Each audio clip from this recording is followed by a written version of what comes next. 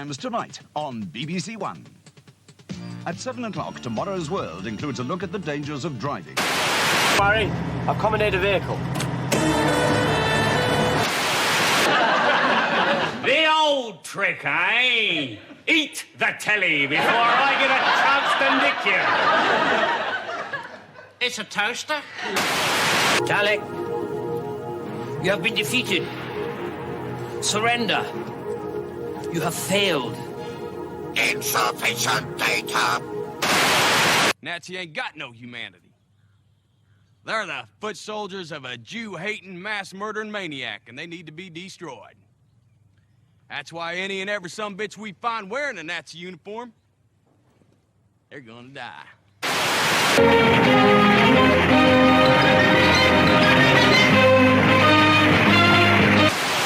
Is this world protected?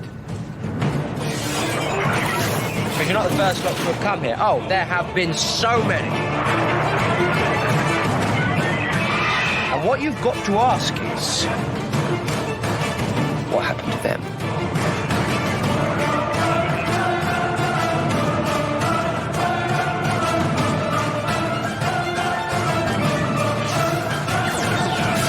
Hello. I'm the doctor. Yes, indeed, you think. Good evening, good morning. I hope you're all doing well wherever you are. This is not live. This is very nearly live, right? This is very nearly live. It's my son's, it's kind of an engagement party tonight. It essentially is an engagement party, but it's also like this religious thing called a henna, which is where, you know, like the dye henna, the brown stuff, whatever. So you put it on like the hand of the bride into, I don't even know. And I went to one before, right? And it was my other son, so I didn't really notice it, right? So I'm doing that tonight. It's the whole thing, right? First, there's a dinner, but it's not like a dinner. It's like, well, I mean, my wife and my son's fiance and their family, they've been cooking for it for about a week, right? So we have a dinner, then more people are coming for dessert when we do the henna thing. I don't know what it is, okay? These are for, henna is a tradition for Sephardi Jews, which are, I like to describe as the more swarthy Star Trek original series Klingons type of Jews, right? They're not the Woody Allen type of Jews. I'm like the pasty European type of Jew. But anyway, because I think that's the dominant culture here in Israel. It's probably where that tradition has come up. But anyway, why they want one is beyond me. My son is very Ashkenazi, very white, pasty. And his fiance is of Egyptian origin, and she looks very Egyptian as well, right? It's not that she wears eye makeup, but she kind of does. She's got that kind of like, although again, I was saying she's got that straight Egyptian hair. No, she straightens her hair as well. I don't know. I asked her one time, and she told me. Anyway, the cat just came in. Hello, cat. How you doing? So what I think happened is that he knows that his my son knows his fiance wants this thing, so he pushed to do it to make her happy. I think that's what went down, right? But the upshot of it is, I'm not here, right? I'm not here, which actually named quite a good movie. You want to see a really weird and very interesting movie? It's called I'm Not There. It's about the body of work of Bob Dylan, and you got different types of Bob Dylans in it. You have like Tilda Swinton plays Bob Dylan at one point. What's that? It just has something go beep beep. I have no idea what that was. Tilda Swinton. You got Richard Gere. You have all these different people doing a take on Bob Dylan, a different part of Bob Dylan's life. Richard Gere plays like this cowboy Bob Dylan. It's really weird, right? I really liked it. I really genuinely liked it as a celebration of Bob Dylan's music. If you don't like Bob Dylan, that movie is probably not for you. So anyway, I'm recording this at 10:56 in the morning, right? We're recording this in the morning. My plan was this, best laid plans never come to fruition. I did a live stream last night. I shifted all my streams around this week. I don't like it. I don't like doing it, but I don't like change in general, even though I've done this massive sort of my office. Oh, here, check this out. One of the many things I discovered while cleaning out stuff. You have to work out what stuff you want to keep. I love these things, right? It's like, it's so stupid, but it makes me smile. I don't know. What can I tell you? Could we talk about my kids? Anyway, I lie. I don't lie. I digress, I should say. So my plan was last night to cover a bunch of Doctor Who news and stories and clip that out. Like, I got like half-hour worth of material from the last couple of streams, which I say. So I was going to clip that out and make a video today. Trouble was this: I went to see Dune this week, and I'm getting to the point soon. I promise. I went to see Dune this week, right, on Tuesday, which was election day here in Israel, municipal election day, which was a day off, and everybody loves a day off, right? It was much rejoicing throughout the land, and so I had Mega Geek in David Deers on my stream last night, and to talk about Dune, and then we just got talking about science fiction and movies and TV shows coming up this year, and we didn't even touch not a thing that I wanted to get to. Did I get to? Right? No, nothing. Right? Absolutely nothing. Comes on the top of it. Right? There's a Hebrew expression. This is also for good. So anyway, that's why I'm recording this now, and it's good actually I waited, because today is the day that Doctor Who magazine comes out. So I haven't looked at it yet. We're going to do a review of that straight up. Like, share, subscribe, comment, all those things. I never say that anymore. I really should do. Please like, share, and subscribe. That'll be fan-dabby, double-dozy. They're just insanely good. You know, I have heard people say, they say, Tzvi, I was lame, and then I subscribed to your channel, and I can walk, right? Not many said that, right? Other people have said, Tzvi, I was deeply, deeply sexually inadequate. I understand. But once I subscribed to your channel, I was filled with virility. Results may vary. Speaking of filled with virility, let's look at the Doctor Who magazine. Now, Doctor Who magazine, let's not mince words, has been shit, right? It's good. Doctor Who magazine over the last few years had a weird course. It had, well, first Jodie came in, right? So, and then there was a very noticeable change in Doctor Who magazine. I think best showed in the Time Team, which was, Time Team used to be this great feature they had, where they had 4 people who watched Doctor Who in order, right, throughout the entirety of the original run, right, and they acted as if it was like the first time seeing it, and it was their first impressions, right. So then they changed it to another Time Team. And then, as soon as Jodie arrived, it was Time Team that hates you. Toxic fandom took over the Time Team. And it was set up by Benjamin Cook, who is, oh, God, so insanely woke. And like, Benjamin Cook is, I think, the poster child of woke. You know, he's absolutely everything that woke is, because talented, absolutely intelligent, talented, professional. And like, look at him. He's got nothing going on in his life, right? It's cool to like live in Camden. I used to go to school in Camden at JFS. I used to love Camden. Camden's a cool place, right? Camden, London, right? Camden Town. It's cool when you're 20, right? To live there. But like when you're 40 and single and childless and have literally nothing in life to show, right? It's a tragedy, right? It's an absolute tragedy. Benjamin Cook was the one who spearheaded, like, again, the wokest, most divisive, just most repulsive type group of fans possible, right? Oh man, nobody was straight white male, right? No, none of those evil straight white males. So they replaced them with like a bunch of purple-haired troglodytes, and it was like literally 20 minutes before one of them was called being a sex pest, right? Because they always are what they scream about. There's a guy, Mr. Trilby, right? He always screams about people being anti-Semitic, and he's the biggest anti-Semite. Like, this whole Gaza war has been a nightmare for him, because he really wants to like go full anti-Semite, and he has done over the last little bit. But like whenever I mention him, he always said, "Oh, I get white supremacy in my mentions." No, you don't, you lying cunt, right? No, you don't. So anyway, Doctor Who magazine, basically, much like Doctor Who during the Jodie years, said to the readership, we hate you. We hate you with every fibre of our being, you evil, white, cis males. Oh, and that's even if you're black and female. We still hate you, if you don't align with us, right? If you're gay and you don't agree with us, no, that means you're straight. You're a cis white male at that point. Anyway, Cells didn't do so good, right? So that, and much like the show itself, the Cells did not go down well.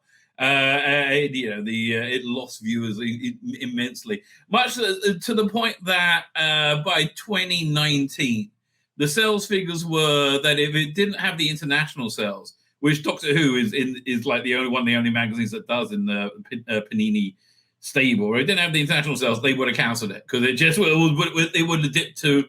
With the international sales, it had a circulation about 20,000, I think 19,000 a month. Without it, it would have been 13,000 under 15.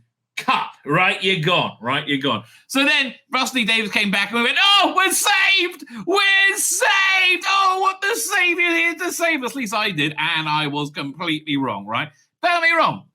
What I saw of Shooty Gutler on screen with Millie Gibson, I felt was authentically Doctor Who. Like there was a trans character in that kind of skeeved me out and in the background, but so I wouldn't be particularly comfortable watching that with younger children or children in general, right? Because I think the whole idea of convincing children that sex is mutable is so wrong and evil, right? It's so deeply anti-science, right? It's like we have the entirety of human history and science and religion, right? Sex is not mutable.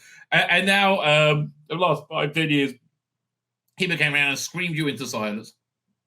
Rusty Davis, sadly, one of those people. So they lean very, very heavily into divisive ideology in the specials, which were dull as ditch water, right? I mean, oh man, the whole stuff. So what I saw Shooty Gutler on screen, I looked at it as if it was a fresh reboot, and other than a lot of it was a gay masturbatory fantasy, but it wasn't explicitly a gay masturbatory fantasy. The whole scene in the club was a gay masturbatory fantasy, but it wasn't in the same way. I think Nicola Bryant was more of a hetero masturbatory fantasy, a lot less subtle. Always in the same. So I'm not really that bothered as long as it's not like implicit in the script as it was with Starbeast with Yasmin Finney. Oh God, I hated all of that. So what I saw of the shooting spread, I liked it. I thought that last 35 minutes of a 50-minute episode, I thought was a lot of fun, right? I thought their chemistry was good. I thought he was interesting. I thought Millie Gibson was great, right? Really genuine. It's not just because I think she's super bloody hot, but she is super hot. I thought she was genuinely good. She carried that episode. And that opened my mind to like watch it going forward. But still, Doctor Who magazine has now just got weird. So they said that last issue was 600. And the new editor, I like him, but he's weird. He's a weird guy. Like, is he a multiple rapist? Maybe. Wouldn't be surprised, but I don't know that. But or is he totally normal, just a bit eccentric? Could be. I don't know. Anyway, haven't looked at this magazine yet. Let's have a look at it together.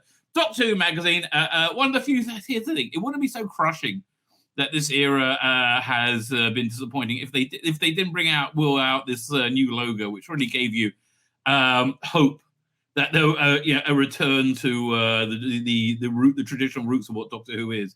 And again, on the strength of what we've seen so far, I don't think we're getting that. But on the strength of what we've seen so far from Shooty, I'm open-minded. So that might be a bit overcomplicated. The Valley, I remember Michael Jason. Michael Jason is great.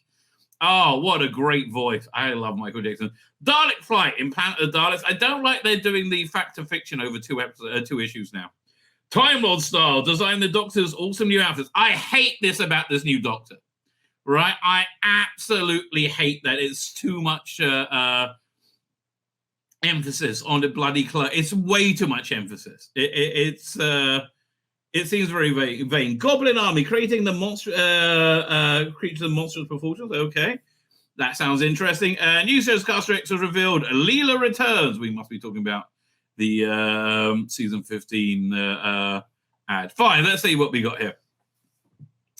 We have wait, is there a new? I don't know. Jason Quinn. So he's got a thing about the Valiard. Okay. Oh, 1 second. I just got a password reset for it's gonna fire. I just got a password reset for a website that I don't use but I built. So I'm hacking into it. Interesting. Fine. So I'm not going to read his intro. Maybe I might. Let's read the beginning. He's an interesting guy, right? It's been quite a month since we last spoke. It's strange how time marches on. The last time I penned one of these, we were gearing up to celebrate 600. Okay, it was a month ago. Now we're gearing up for a brand new season of Doctor Who. It's gone very quiet, though, hasn't it? It's gone very, very, very quiet. And I don't think there's anything about the new series in it, is there? Yes, I know the wait seems to be endless to most of us, but getting closer and closer. Honestly, it's not. Fine. I'm not reading this. But say nothing about Michael Jason. So yeah, this is a new cast announcement. Genesis Linear. Okay, wonder who Genesis Linear. It was a joy to welcome Genesis Linear on board. It was a great delight for me to work with Genesis on ITV shows called You and Me in 2023. Why are they called Genesis? What the hell? Let me see a little bit. There's something weird about this person. Let me look at that. Genesis. How do you spell his name again? 1 second. Genesis Linear.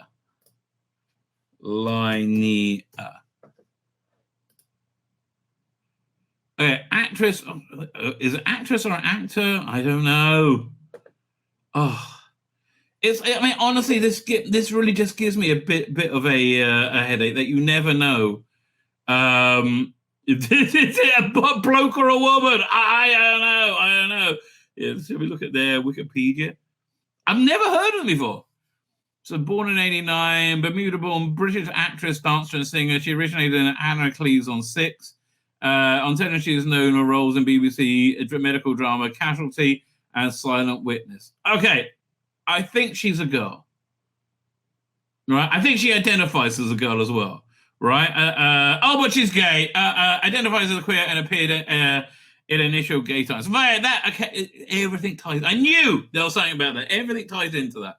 And it's not like, oh no, gay people on the screen. It's only gay people on the screen. So here's the thing. This was released in Comic-Con, not Comic-Con, in Gallifrey 1. This new poster. And it's really, I think, uninspired. It's really not grabbing you at all. All right. This poster would work if everybody knows and loves Doctor Who. We're not coming from that right now, right? The specials didn't reignite people's love for it. So directors are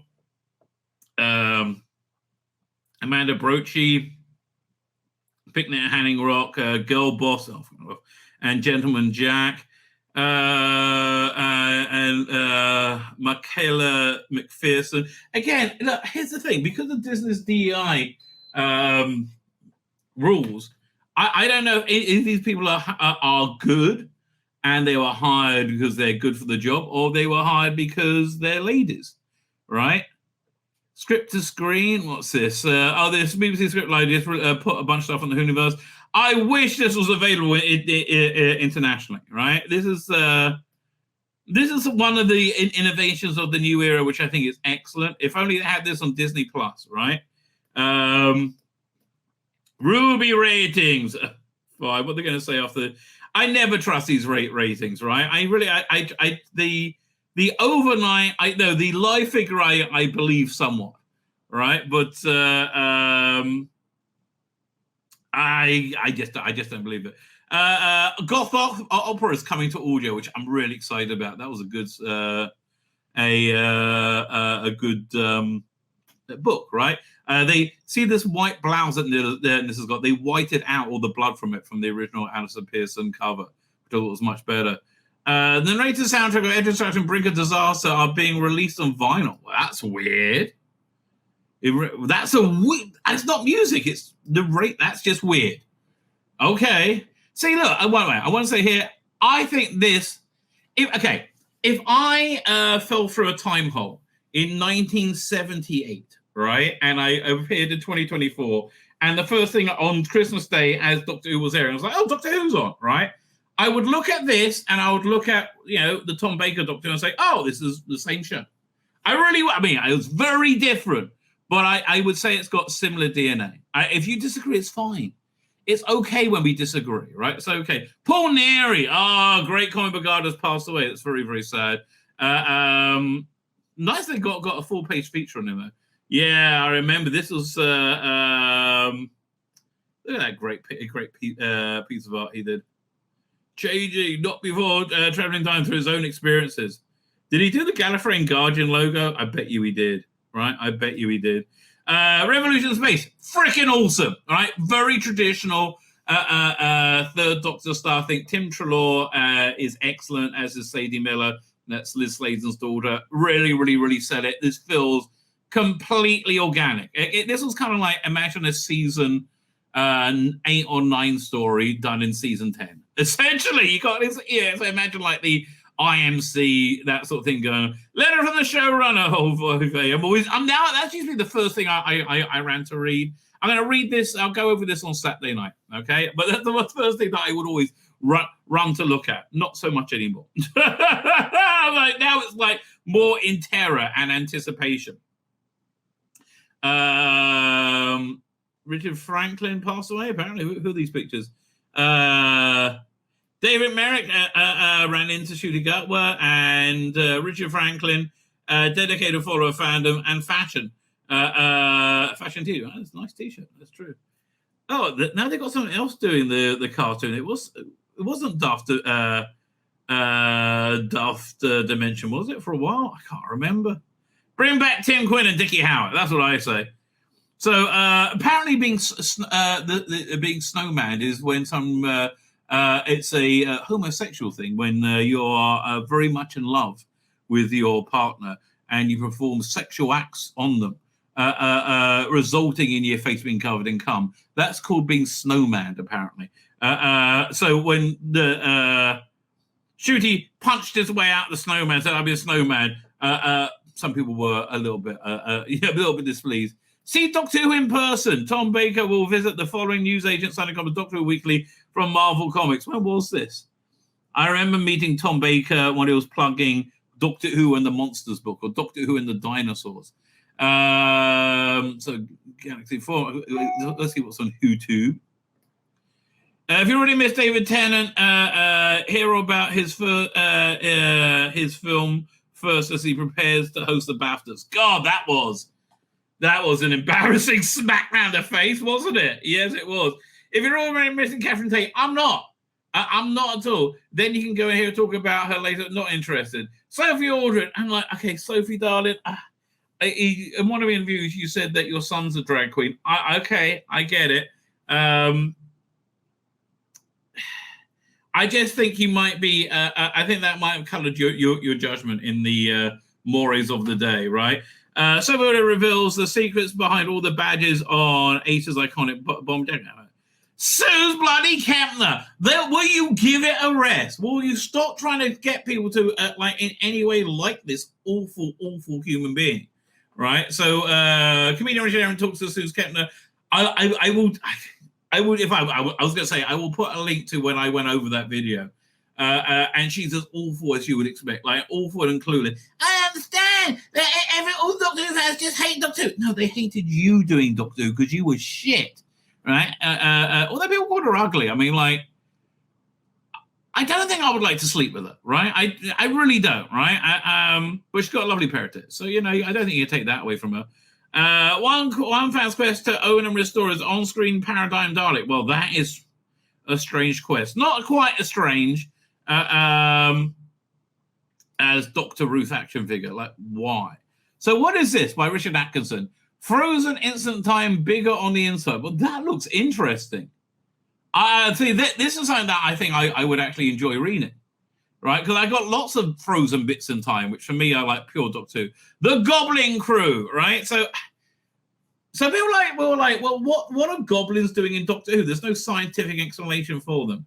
So for me, that there wasn't a scientific explanation given. There was sort of. It wasn't really a problem. They didn't mean preclude the possibility that there was one. I don't think these were purely magical Harry Potter-esque creatures that don't fit in the Doctor Who universe. I think they came from a differing universe and were called into existence somehow. All right. And you had this bit where Yashuda Gutman's Doctor was talking about they have a different technology, like a string technology. They were singing about the Marcinon. I think that's why they were singing as part of their reality encroaching on ours, which is fine. I like, again, this sort of headcanon stuff works for me, right? So it wasn't really a problem for me. A lot of people it was. But for me, it was just kind of like fun Christmas Doctor Who fare, which is a bit frothy, a bit silly.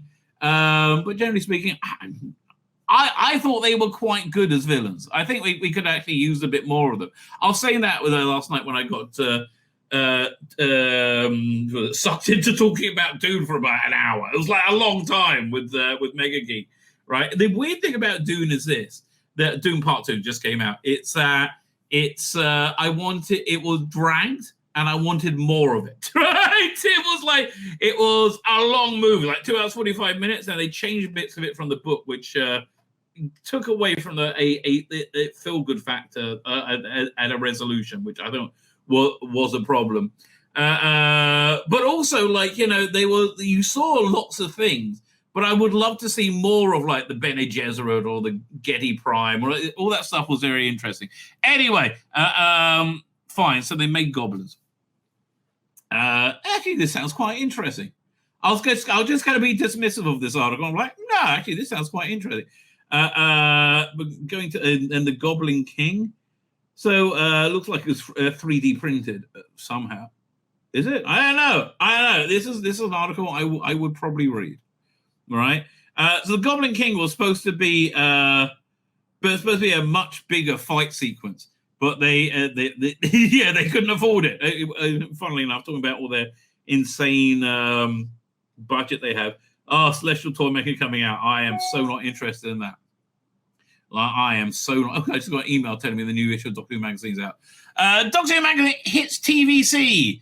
Last year, Doctor Who at last issue hit as last issue hit newsstands. A friend from Doctor Who magazine celebrate the big 600. I saw something really funny about this. Was it this or no? This was a different party with Karen Gillan and Jenna Coleman.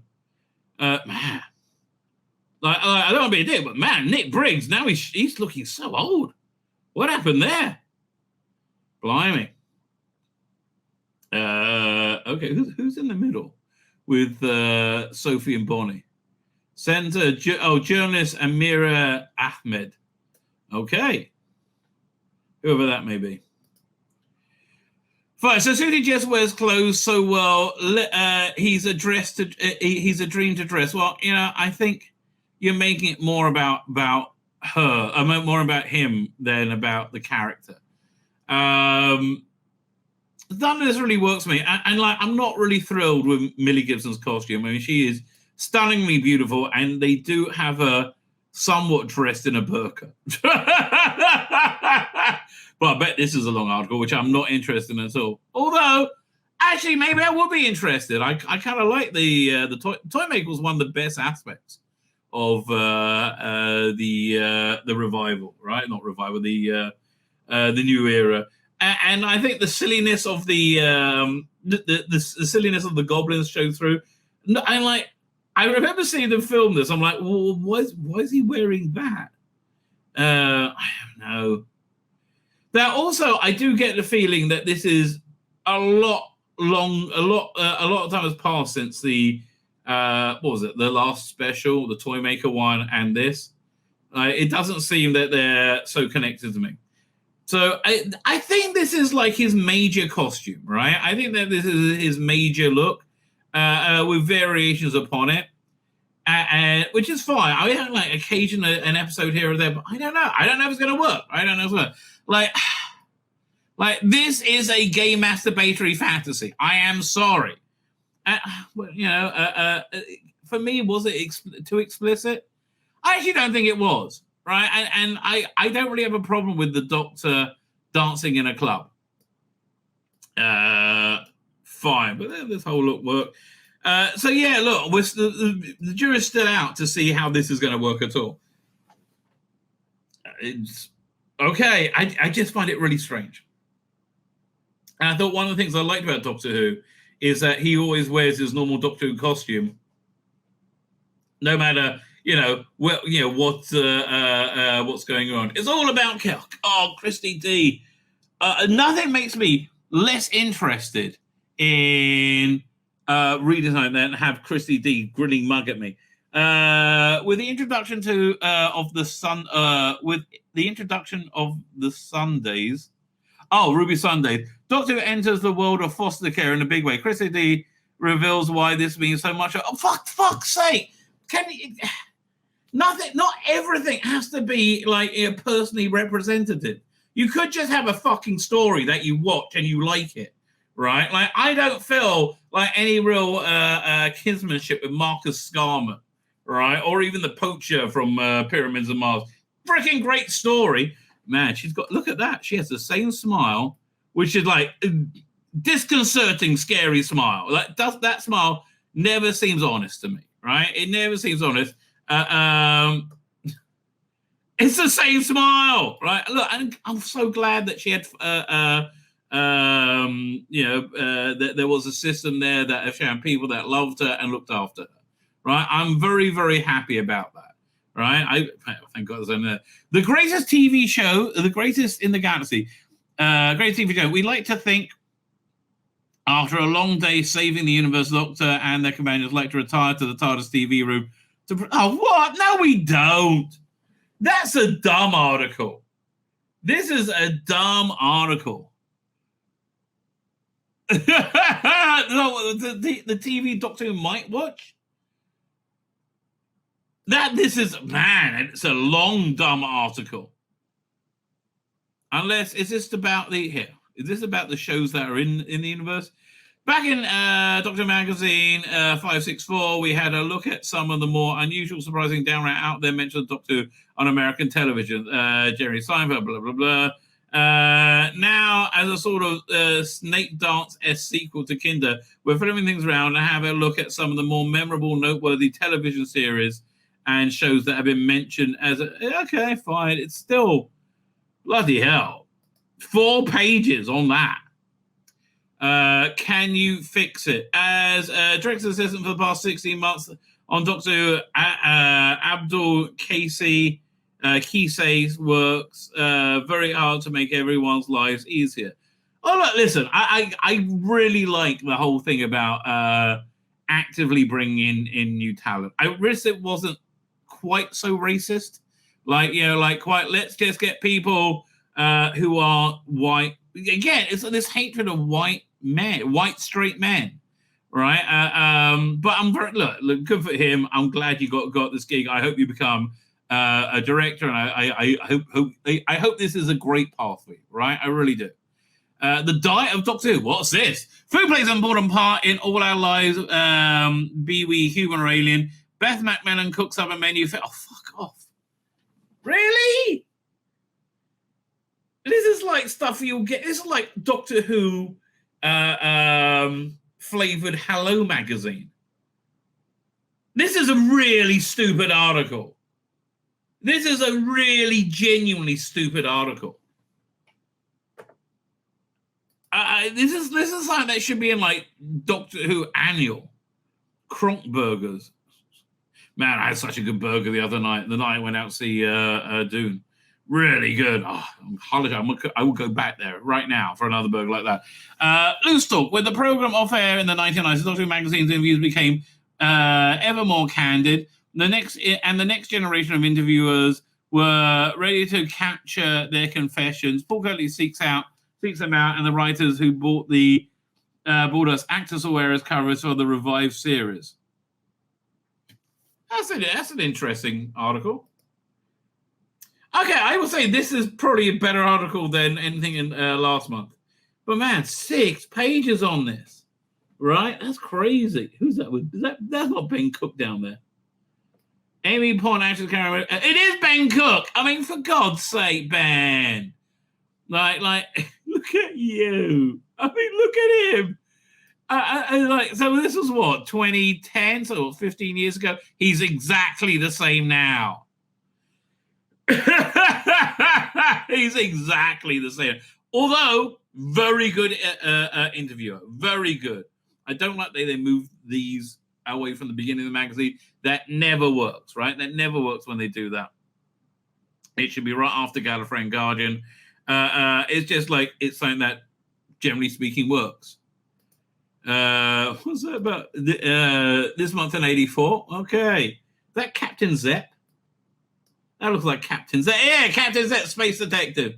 Captain Zepp, Super Space Detective. Bill Valliard. Okay, this is something else. I would. Man, so this gets 2 pages.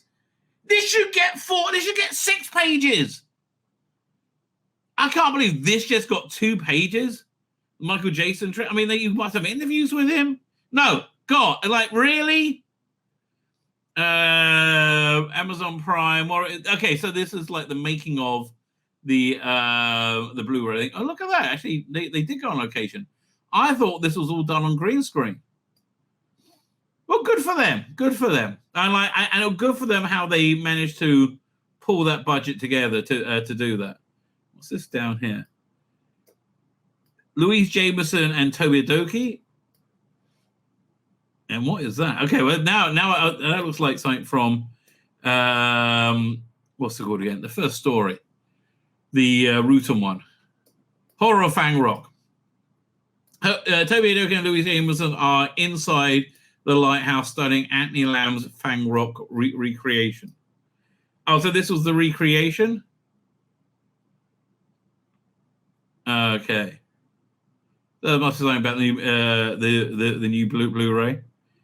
Fine. Man, it's on part 3 of the story. I didn't even notice it. Frank, I really got to give it a read, right? I really got to give that a read. Okay, fine. But you notice there's still no mention of Millie Gibson being going. Well, I'm sure she was fired, right? There's no incident of that at all. There's no mention of that at all, which is I find even more suspicious. So Planet of Daleks, where we on? So this is the last 3 parts of it. Again, I don't really like them breaking these into 2 parts, but okay. This is something like kind of filler you read on the toilet. Action figure. Who is getting this shit? Like just who? Attack of the Sidemen. Oh, that was a kind of not great novelization of a weak story read by David Banks. Not on Cascade. And again, look, if you're a fundamentalist that believes that women have penises, that's fine. But like, why is this religion everywhere all the time now? This is Rebecca Root, who is a woman, one of those new style women blessed with a penis, and Torchwood not interested. All right, what else came out? Fusion of the Daleks, excellent. I freaking love Fusion of the Daleks. That was very, very good. Oh, and this has also been good. The Battle of Giants Causeway, the Sontarans versus Rutan series, been very strong, right? That's been very, very strong. They didn't even announce Dark Gallifrey in Gallifrey and Guardian. Church on Ruby Road, I am so not interested. The woman who wrote it, Esme Jinky May Pearson, is just such the incredibly expected bigot that you would expect. You would think would get a job, right? It's somebody I believe hired. I haven't read the book, so I really can't comment. But I would have thought she was hired by identity rather than by aptitude, right? I said, man, I'm not entering that one to win the White Dragon collection. No, run screaming from that. And what's this? Nicola Bryant-Reed's River of Death by John Peel. Oh, John Peel's back. Well, yeah, fine. So they have Otherworlds, the Trail of a Time Lord. Okay, so this looks like it's actually going to be good. I'm excited for this story. What's it called? The Quinn Dilemma, right? It's they did the final adventure with the Sixth Doctor. I thought that worked very well. They've done And they also did the last day for Seventh Doctor, which was not good at all. Right, really not good at all. Very disappointing. But like this one, I don't know. I'm actually excited for this. Like genuinely am. So I'm intrigued. This. What's it? So some Rubbery Rascals reappear in latest audio anthology of classics annuals. Did they really? Fine. So you got the Vaud appear. India Fisher, Colin Baker, TARDIS team. She was just with Conrad Westmaster the next month before for this is for volume 3, I think, of Sontaran versus Routons. And volumes 1 and 2, but I mean episodes 1 and 2, very very good, right? Very good. Over the exclusion, the Storm of the Sea Devil sees monsters arrive in the Indian shores. Writer David K. Bailey selects his top 6 Doctor Who holiday stories. It's got Team of the Punjab. You just made me so glad I'm not buying that story. David K. Barnes. Swept Away. That's a trip to America in the Age of the Pioneers begins disastrously when the TARDIS plunges into a ravine. Oh, well, that sounds pretty good. Decent cover. Do you reckon that's AI? Do you reckon that's painted? I don't know. I reckon that's AI. And I don't know. The last one of these was really bad. Old Doctors, classic Doctors, new monsters. The last one that I just found dull, right? Sunday supplement. I mean, like, again, why do they keep banging on about her when she's been fired? I think she's been quite obviously fired. Millie Gibson on Running from Monsters. You must be talking about the BBC. What else have you got in there? The Puppet Masters. Okay. Again, this just seems like a lot of filler, right? It seems like a lot of filler to me. So let's have an overview. How many pages of it would I be interested in reading this week? How many? It's like 100 pages long. 84. You know, it's smaller and bloody smaller every bloody month. Fine. I'll read a letter from showrunner, but I'll do that on the stream. Saturday we'll do that. Goblin Crew, vaguely interesting. Yeah, I would read that. And the party. I would start reading this article about the costumes, but not really. Crystal D about Doctor in Care. Yeah, say nothing's really exciting. You can hear in my voice. I'm like, maybe. I don't know. Could be. I don't sound like that. The crew don't care. Diet of Doctor Who. That's just pathetic. I might have a look at the greatest shows in the galaxy. Right, that article. Loose Talk looks pretty weak to me. Right, 6 pages of meh. And then, like, instead of actually doing a real retrospective about Michael Jaston, right? That's something that should have been 12 pages. You don't tell me there's no Michael Jaston interview in Doctor Who magazine that you could reprint, right? Or this is like lazy. Then we got the article about the. I would read any of this, but I'm not like, whoa, fascinated, right? It's not really doing it for me. Reviews, yes, fine. So there you go. That's this month's Doctor Who magazine. Are you interested in it? I don't know. How much is it for a digital subscription? That's the question. Hang on. Look up Doctor Who magazine. Doctor Who magazine. I'm really intrigued to know how much this costs, right? Because the digital subscription isn't really that expensive. Let's have a look. So for $4.23 per issue, blimey, that's way more expensive than I thought. Really? That's correct. Well, that viewer offers. Single issue is £7. £54 for a because I get to a £15 a month, £15 every 3 months, and I don't really notice it.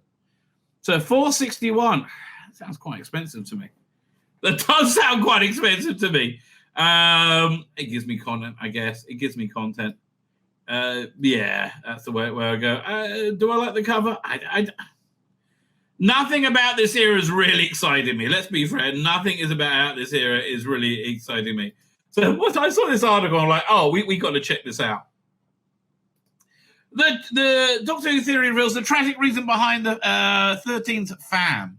It was to have a black person, a Indian person, and a white person, right? It was to cover all the demographic bases.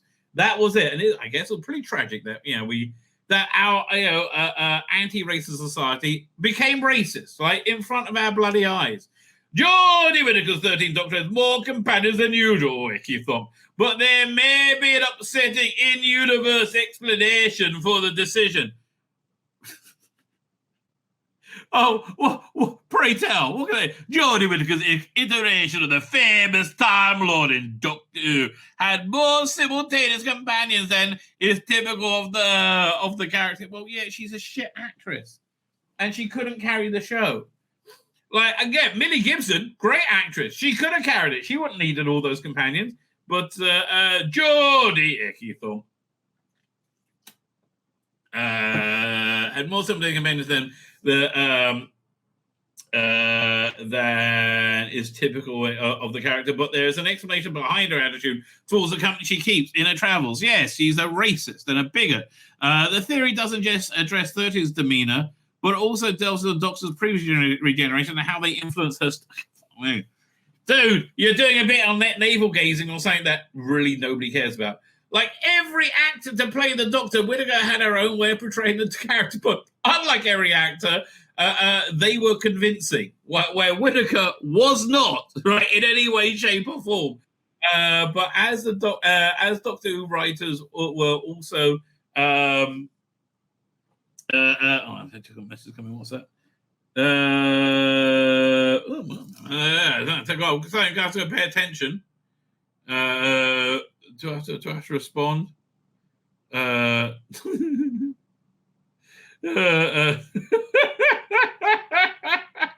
Fine. I can't explain that, right? I can't explain that, but it's funny. Fine. Back to this. Whittaker introduced. Where was I up to? Like, she had her own way of playing the character. Shit was the way, right? Shit. But the Doctor Who writers were also had to shoulder some responsibility regarding how her Doctor acted and thought. Yeah, or didn't think, as the case may be. Whittaker's Doctor Who introduced a lot of new aspects during Chris Chibnall's era, showing many of the Chibnall stories raised eyebrows and proved more than a little divisive amongst fans. They wasn't divisive amongst non-fans because nobody cared. Nobody watched it. It wasn't divisive. People just switched off because it was shit. All right? Absolute shite. Had more, blah, blah, blah, blah. Many of Chibnall's stories are fine. However, the time to tell twist aside, Whittaker's era did introduce some compelling elements to the show too. What? Okay, I like Carvanista because I like doggies. It really is that simple. I like doggies, so I like Carvanista. I like their design for Cybermen and Sontarans. And that was it, right? That was really it. So, as well as being the franchise's first female Doctor, really? They should have mentioned that. Whittaker's version of the character traveled with a cohort companions that she effectively labeled her fam. Oh, God, I want to vomit. Oh, bleh. That is, yeah, like, really piss off with that. Really, I say that with all sincerity, just piss off with that. The version of the character traveled with a cohort called the fam. The Doctor's found family was a new dynamic for Doctor Who, and one that could have melancholic origins.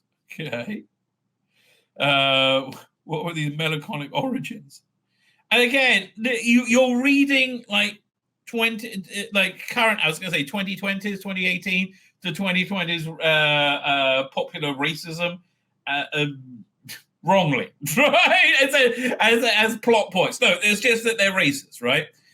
Team Dollars could have been a coping mechanism for Jodie Whittaker's Doctor. Fuck me, I wish I had a coping mechanism for Jodie Whittaker's Doctor, other than repeatedly taking the piss out of it and telling everybody how much I hate it. That's my coping mechanism. It was actually doing quite well. 13's unique approach to traveling in the TARDIS can be explained by looking at a recent history of Peter Capaldi's 12th Doctor. The Doctor is unfortunately no stranger to losing companions, although it's not always on a permanent basis. However, most companions, they move away, but they don't die. I mean, in the modern era, they kind of do. 12 was in a devastating position of losing 2 companions in a relatively quick succession.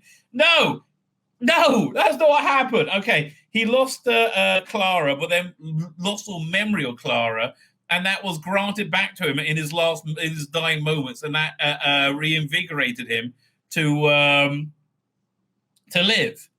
Right? Okay, it didn't just lose Clara Oswald, but also Bill Potts. Therefore, the 13th Doctor may have felt the need to surround herself with companions and weave their way into formal family structure to help her grieve the recent losses of 12. Look, there was nowhere near anything close to that that level of what's the word I'm looking for? What is the word I'm looking for? Complexity or depth in her take on the character. Right? She had no idea what she was doing. She played it like a Teletubby.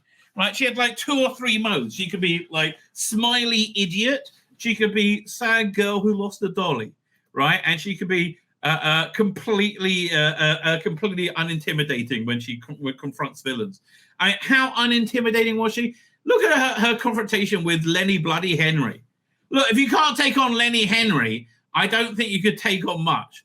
The Doctor's relation with the companion changes with each generation to introduce new cast members. However, one more traditional approach has been to pair male Doctor with a female companion.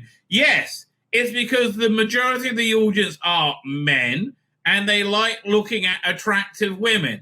That has been the template for Doctor Who companions throughout throughout the history of Doctor Who anyway. Right? And that generally works better.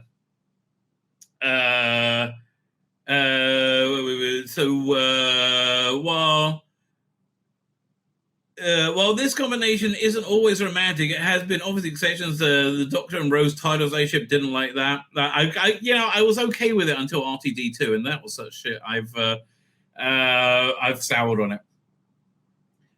Jodie Whittaker's casting as the female version of Doctor immediately bucked this trend, and her mostly platonic relationship with her fam reinforced the change in direction. Again, this was just clueless writing. It's not. It's don't think anything else was going on. Regardless, 13's new mindset I might have been installed by Chibnall, but it arguably began with her previous regeneration. 13's entire persona was a response to the 12th Doctor's losses. Like, darling, you're reading way too much into this shit, right? Way too much. So Capaldi's era also set up David Tennant. Oh, I should read it, I guess. The desire of Jodie Whittaker to be part of a larger family unit was the only... I can't. I tried, okay? It's too stupid. 40th Doctor's decisions were still influenced by the death of his former companions. No, again, who was writing this? Daniel Bibby. Let's see what else Daniel Bibby is right. Fine, so you've been contributing for a few months. Like 3 months. Emotional Tourist Story Theory explains how the franchise will end, and it's perfect. Last season 2, Foundation is a weird show. There's like 1/3 great, 2/3 awful. This guy likes Foundation. Anything else about Doctor Who? So well, there's another Jodie Whittaker's final Doctor Who episode subtly poked fun at Paul McGann's movie. When did this come out? Published 19 hours ago. Okay, he waffles. How do I poke fun at the McGann movie? How? He said, I don't do robes. There's always one has to be different.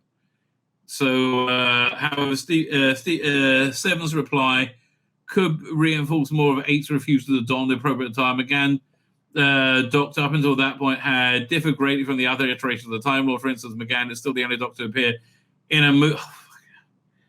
The 8th Doctor is less different now. I can't. Look, I tried. Okay, I genuinely tried. I don't have anything else. Here, there was one other story I wanted to look at. There was a little video from Instagram. Is this TikTok or Instagram? View profile. Let's see what this is. It's TikTok.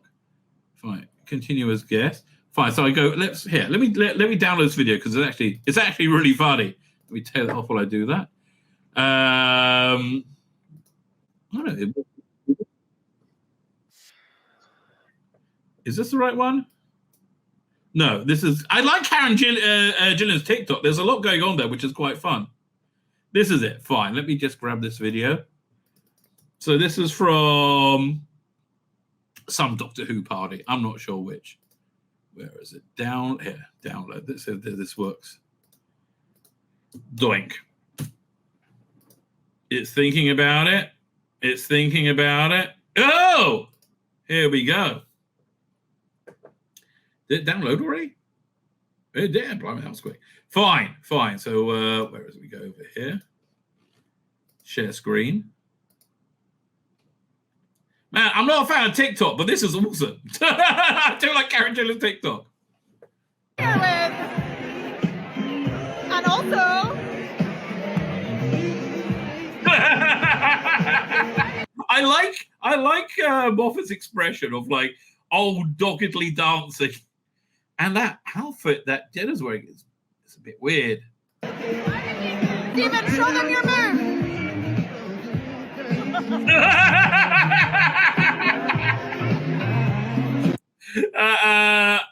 I like Karen Gillan. Okay, I like Karen Gillan. They're still talking about doing a female Pirates of the Caribbean. Yeah, she's the one who should be doing a female starring in it. She will be absolutely brilliant. Anyway, with that, I'm going to wrap up. Tomorrow, I'm not sure what's going to be on tomorrow. Maybe I'll record another video. There's like so many things I didn't get to in this video, right? I might record another one. Who knows, or dares to dream. But I'm live again on Saturday at 5 o'clock for more fun and frivolity. Please like, share, and subscribe, and have yourself a freaking awesome day.